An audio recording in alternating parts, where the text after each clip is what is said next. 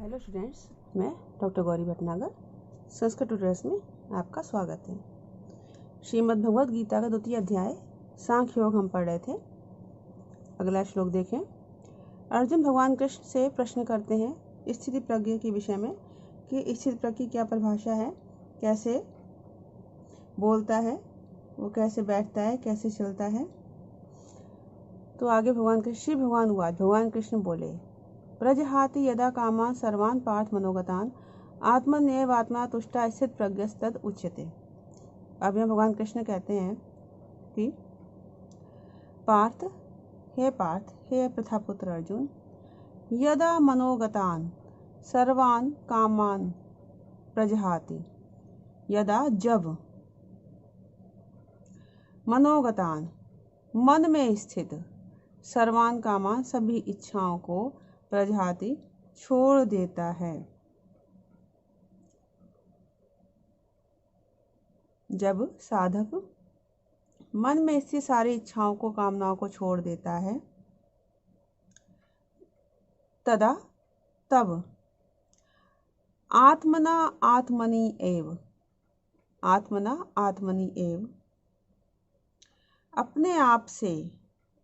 अपने आप में ही तुष्टा संतुष्ट होकर स्थिति प्रज्ञा उच्यते, स्थिति प्रज्ञ कहा जाता है, स्थित बुद्धि वाला कहा जाता है। क्या मतलब हुआ? भगवान कृष्ण कहते हैं जब परमात्मा के, ईश्वर के चिंतन में लगे हुए मनुष्य साधक अपने मन में रहने वाली सारी इच्छाओं को त्याग देता है और मन से केवल आत्मचिंतन में ही संतुष्ट होता है, तब वो व्यक्ति स्थिर बुद्धि कहलाता है। मतलब इसका मतलब क्या हुआ कि जब सब मन में मनोगतान मन में आई हुई मीन्स क्या हुई कि कामना मन में नहीं है और ना ही आत्मा में है। कामना कैसी है? आने जाने वाली है। कामना कैसी है? आने जाने वाली है। और जो आत्मा है वो तो हमेशा रहने वाला है। तो आत्मा में, स्वयं में कामना कैसे हो सकती है?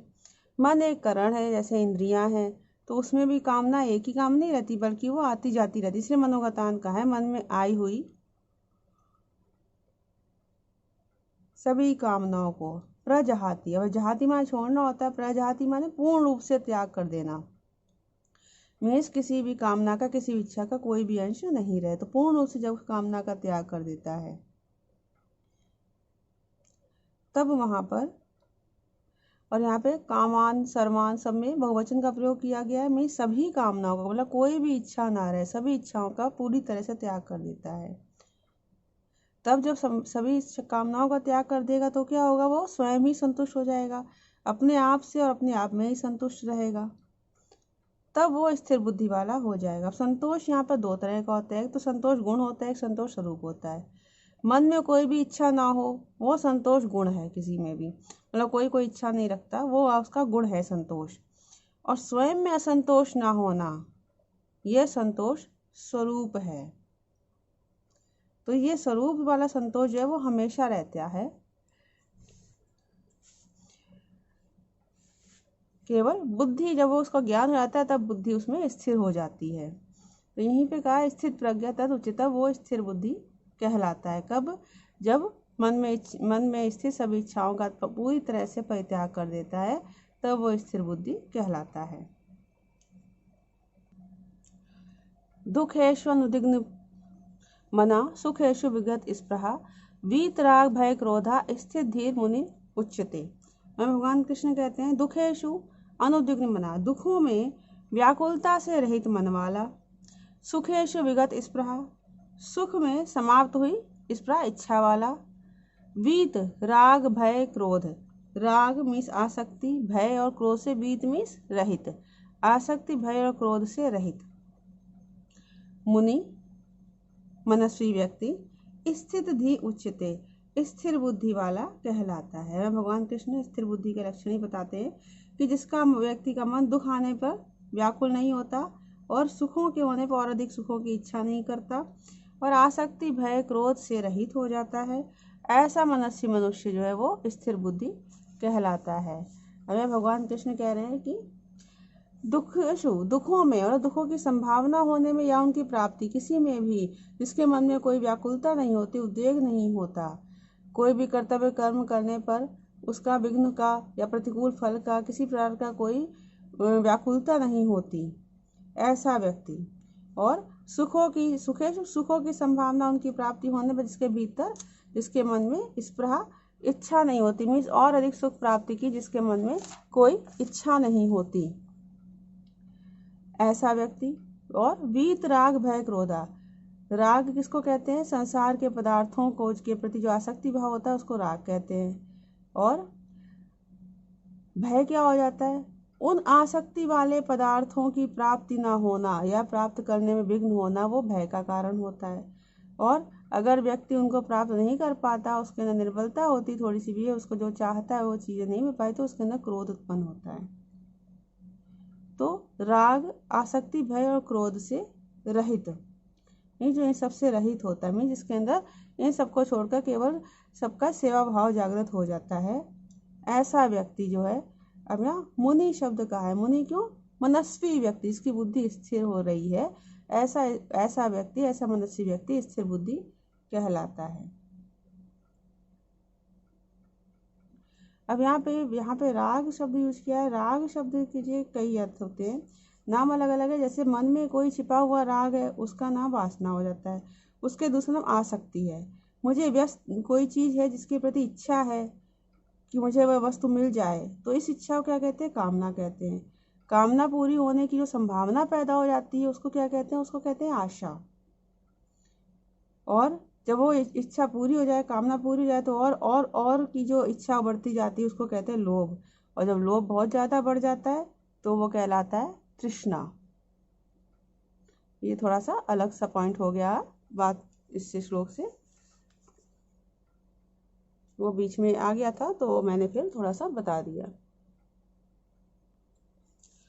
यह सर्वत्रान अभिस्नेहस्तत्व प्राप्य शुभाशुभम ना अभिनंदती ना द्वेष्टि तस्य प्रज्ञा प्रतिष्ठिता। भगवान कृष्ण कहते हैं किसकी बुद्धि स्थिर है उसके बारे में बता रहे हैं। यह जो सर्वत्र, सब जगह, अनभिस्नेहा, स्नेह रहित होकर, तत उस शुभाशुभम, शुभ और अशुभ को प्राप्त करके, ना अभिनंदती, ना तो प्रसन्न होता है, ना द्वेष्टि, ना द्वेष करता है, तस्य प्रज्ञा प्रतिष्ठिता, उसकी बुद्धि स्थिर होती है।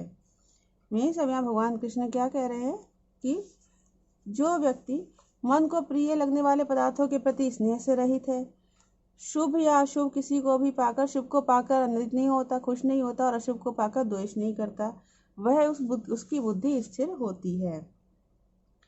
अब मतलब यहाँ पर क्या कह रहे हैं? जो सब जगह स्नेह से रहित, अर्थात जिसकी अपना कहलाने वाली सभी, चाहे शरीर हो, इंद्रियां हो, मन हो, बुद्धि हो, या कोई सगे संबंधी हो, किसी के प्रति कोई स्नेह भाव, कोई आसक्ति या लगाव नहीं है, ऐसी भावना जिसकी है,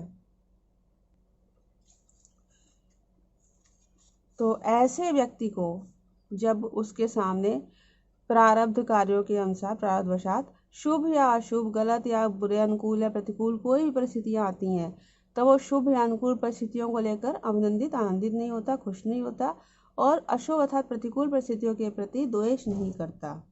कि अनुकूल परिस्थिति कहाँ जो मन प्रसन्नता आती है, वो इस तरह, इस बात को क्या, इसको अभिनंदन कहते हैं। और प्रतिकूल परिस्थिति को लेकर मन दुख होता है, खिन्नता होती है, उसको कहते हैं द्वेष। तो जो व्यक्ति इन दोनों में एक समान रहता है, ना तो वो खुश होता है ना ही दुखी होता है, उसकी बुद्धि ही प्रतिष्ठित, स्थिर होती है, एक रस होती है और स्थिर हो जाती है। मीन्स उसकी बुद्धि परमात्मा में स्थिर हो जाती है।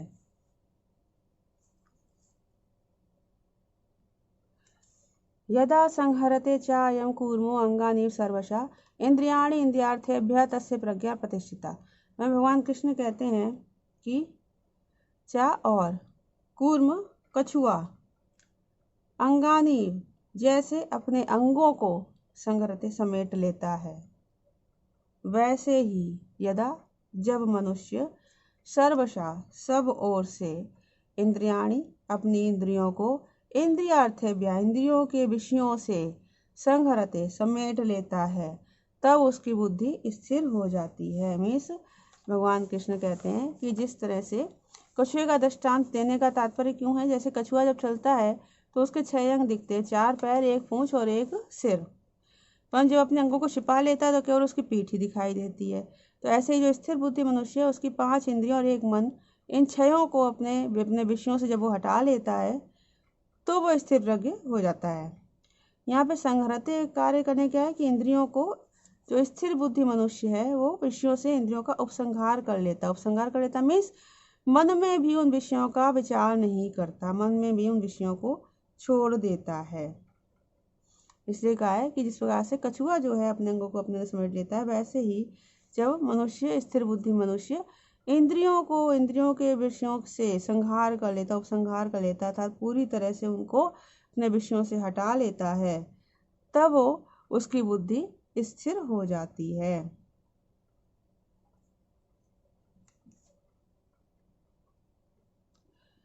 विषया विनिवर्तन्ते निराहारस्य देहिना रसवर्जम रसोऽपि यस्य परम दृष्टा निवर्तते। हमें भगवान कृष्ण कह रहे हैं निराहारस्य देहिना, निराहार विषयों को ग्रहण ना करने वाले, देहिना मनुष्य के, विषया जो विषय हैं वो विनिवर्तन्ते निवृत्त हो जाते हैं, रसवर्जम किंतु आसक्ति नहीं, अस्य इस स्थिर बुद्धि मनुष्य की रस आसक्ति भी, रसापि आसक्ति भी परम दृष्टवा निवर्तते परमात्मा का साक्षात्कार करके निवृत्त हो जाती है। वे भगवान कृष्ण कह रहे हैं कि जैसे उपवास आदि पुरुष के इंद्रियों द्वारा भोगे जाने शब्द स्पर्श आदि विषय प्राय निवृत्त हो जाते हैं, परंतु उन विषयों में आसक्ति बनी रहती है। लेकिन स्थिर बुद्धि मनुष्य के जो है वो परमात्मा का दर्शन कर लेने पर वो आसक्ति भी समाप्त हो जाती है। अब यहाँ पे मनुष्य का निराहार जो है वो 2 तरह से होता है। कैसे होता है? या तो अपनी इच्छा से भोजन का त्याग कर देना, या फिर बीमारी आने पर किसी वजह से भोजन का त्याग हो जाना, और या फिर संपूर्ण विषयों का त्याग करके एकांत में बैठना, अर्थात इंद्रियों को विषयों से हटा लेना। अब यहाँ इंद्रियों विषय हटा लेने वाला साधक जो है उसके निराहार पद का योग किया। जैसे रोगी है या कोई किसी वजह से उपवास रखता है तो उसके मन में क्या इच्छा होती है, मान लो उसके मन की कोई चीज़ है, कोई वस्तु उसे नहीं खानी, तो उसको ये लगता है चलो जब मैं ठीक हो जाऊंगा या जब मेरा व्रत टूट जाएगा तब मैं ये वस्तु खा लूंगा, आज नहीं कल खा लूंगा। तो ये क्या है, ये उस वस्तु के प्रति, विषय के प्रति उसकी आसक्ति है, जो निराहार होने के बाद भी, उपवास होने के बाद भी उसके मन से नहीं गई है। तो इसी बात को भगवान कृष्ण कहते हैं कि उसके भीतर रस बुद्धि रहती है, आसक्ति बनी रहती है। तो इसी प्रकार इंद्रियों को विषयों से हटा लेने पर मनुष्य के विषय तो निवृत्त हो जाते, हट जाते हैं, लेकिन उसके भीतर जो विषयों के प्रति आसक्ति है, आसक्ति वाली बुद्धि है, वह जल्दी नहीं हटती, जल्दी निवृत्त नहीं होती। तो लेकिन इस स्थिर बुद्धि मनुष्य की जो है वो जब परमात्मा का अनुभव कर लेता है तो उसकी जो वो आसक्ति रूपी बुद्धि है वो भी निवृत्त हो जाती है, उसकी विषयों से आसक्ति पूरी तरह से समाप्त हो जाती है। अर्थात भगवान कृष्ण का कहने का तात्पर्य यह है कि जरूरी नहीं कि विषयों से, इंद्रियों से विषयों को हटा लेना ही विषयों से निवृत्त हो जाना है। इंद्रियों को अगर विषयों से हटा लेते हैं इसके बाद भी थोड़ी बहुत आसक्ति जो है वो बनी रहती है। लेकिन स्थिर बुद्धि मनुष्य जो है वो जब परमात्मा का साक्षात्कार कर लेता है तो वो उसकी आसक्ति रूपी बुद्धि भी नष्ट हो जाती है। यत्तो हि अपि कौन्तेय पुरुषस्य विपश्चिता इंद्रियाणि प्रमाथीनि हरन्ति प्रसवं मना। अब यहाँ भगवान कृष्ण कहते हैं कौन्तेय, हे कुंती पुत्र अर्जुन, ही क्योंकि यततः विपश्चिता प्रयास करते हुए, विपश्चिता विवेकी पुरुषस्य मनुष्य के, मन को, प्रमाथीनि इंद्रियाणि विचलित करने वाली इंद्रियां, प्रसभम बलपूर्वक, हरंती हर लेती हैं। भगवान कृष्ण क्या कह रहे हैं कि वो कहते हैं आत्मज्ञान में, परमात्मा ज्ञान में इंद्रिय विजय जो है, इंद्रियों को वश में करना अनिवार्य है। लेकिन जो विवेकशील मनुष्य होते हैं वो इसके लिए प्रयास करते हैं, प्रयत्न करते हैं, फिर भी उनके मन को ये इंद्रियां जो है वो विचलित कर देती हैं। तो वो कह रहे हैं भगवान कृष्ण की जैसे जो स्वयं प्रयास करता है, साधना करता है, हर एक काम को वेग पूर्वक करता है, आसक्ति का सबका त्याग कर देता है, लेकिन फिर भी कहते हैं ऐसे विद्वान मनुष्य को, विवेकी मनुष्य को भी प्रमाथिनी विचलित कर देने वाली इंद्रियां उसके मन को बलपूर्वक हर लेती हैं, विषयों की तरफ खींच लेती हैं, अर्थात वो विषयों की तरफ खींच जाता है, आकृष्ट हो जाता है। इसका कारण क्या है कि जब तक बुद्धि पूरी तरह से स्थिर नहीं होती, परमात्मा में स्थिर नहीं हो जाती, बुद्धि में संसार के प्रति, संसारिक वस्तुओं के प्रति थोड़ी सी भी इच्छा रहती है, आसक्ति की भावना रहती है, तब तक वो मनुष्य की इंद्रियां पूरी प्रकार से, सब प्रकार से वश में नहीं हो पाती। और इंद्रियों उनके विषय सामने आने पर उन भोगों के संस्कार के वशभूत, जो भोगे हुए भोग है उनके संस्कारों के कारण मन बुद्धि को उन विषयों की तरफ बलपूर्वक खींच ले जाती हैं। जैसे कि आपने नई ऋषियों के उदाहरण भी देखे होंगे, जो कि तपस्या करते हुए भी विचलित हो गए और उनकी तपस्याएं जो है वो तपस्या टूट गई। इसलिए कहते साधक को अपनी इंद्रियों पर ऐसा विचार नहीं करना चाहिए कि मेरी इंद्रियां मेरे वश में है, इस प्रकार से नहीं सोचना चाहिए। कभी भी इस प्रकार का अभिमान नहीं करना चाहिए कि मैंने अपनी इंद्रियों को अपने वश में कर लिया है।